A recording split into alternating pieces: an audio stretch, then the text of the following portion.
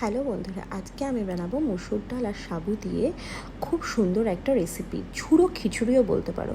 প্রথমে আমি বাদামগুলোকে এরকম শুকনো খোলায় কিন্তু নাড়াচাড়া করে নিয়েছি। ওই একই কড়াই কিছুটা ঘি দিয়ে কালো সর্ষে, সাদা জিরে, অল্প একটু কারি পাতা আর কিছুটা কাঁচা পাকা লঙ্কা দিয়ে আমি কিন্তু ডুমডুম করে কেটে রাখা আলু দিয়ে দিয়েছি। দিয়ে ভালো করে বেশ কিছুক্ষণ নাড়াচাড়া করে এটার মধ্যে আমি কিন্তু এবার লবণ আর সারা রাত ভিজিয়ে রাখা মসুর ডাল অ্যাড করেছি।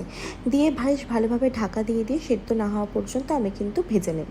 অন্যদিকে আমি কিন্তু সাবুগুলোকে ভালোভাবে ধুয়ে নিয়েছি আর এরকমভাবে 1 কাপ জল দিয়ে ভিজিয়ে রেখেছি 7 থেকে 8 ঘন্টা এরকম নরম হওয়া পর্যন্ত।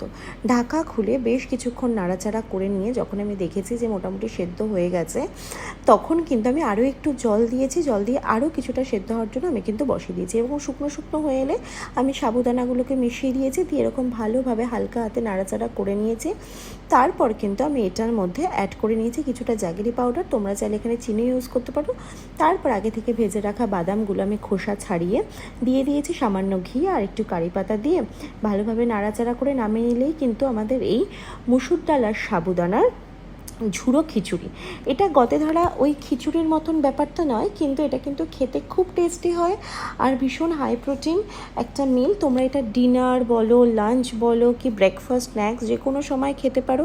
যারা ডায়েটে আছো তারাও কিন্তু এটা খেতে পারো। এটা কিন্তু খুব অনেকক্ষণ পেটটা ভরিয়ে রাখে। ভিডিওটা ভালো লাগলে প্লিজ সাবস্ক্রাইব করে দিও। দেখা হবে অন্য ভিডিওয়।